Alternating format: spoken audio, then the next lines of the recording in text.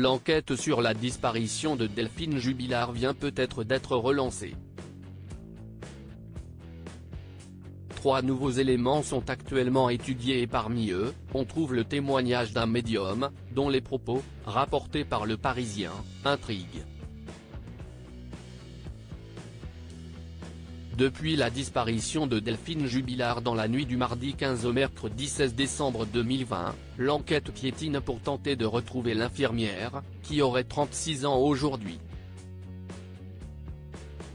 Pourtant, les recherches ont duré de longs mois, voire des années, mais aucune piste n'a mené vers la mère de 2 enfants et impossible de savoir réellement ce qu'il s'est passé du côté de Cagnac-les-Mines, dans le Tarn. Dans cette histoire, le mari de la disparue, Cédric Jubilard, a été placé en détention provisoire le 18 juin 2021 et fait, encore aujourd'hui, figure de principal suspect aux yeux de la justice. Pourtant, il y a du nouveau ces dernières semaines et l'enquête pourrait être relancée. 3 éléments intriguent la justice, dont le témoignage d'un médium, qui pourrait potentiellement mener à Delphine Jubilard.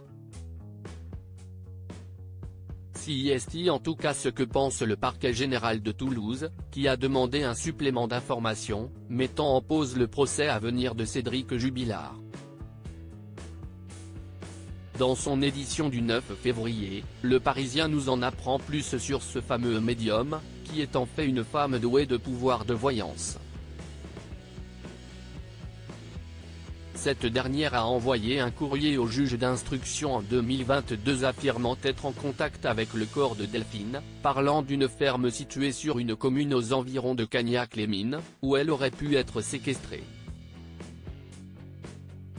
La démarche de la voyante s'insère d'après cette mystérieuse médium, Delphine Jubilard, dont un motif financier pourrait être à l'origine de la disparition, était encore en vie au moment où elle a été enfermée dans une pièce froide d'un bâtiment désaffecté, comme le précisent nos confrères. Ma démarche est sincère, et je ne suis pas influencé par les médias, aurait déclaré la voyante, dont le témoignage est pris très au sérieux par la justice. Pour ce qui est des autres éléments creusés par les enquêteurs, il y a notamment ce mystérieux coup de téléphone qui pourrait tout relancer dans la disparition de Delphine Jubilard.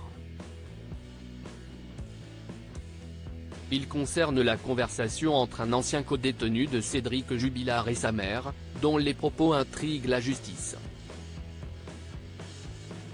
Cédric Jubilard reste présumé innocent des faits qui lui sont reprochés jusqu'à la fin définitive de son procès.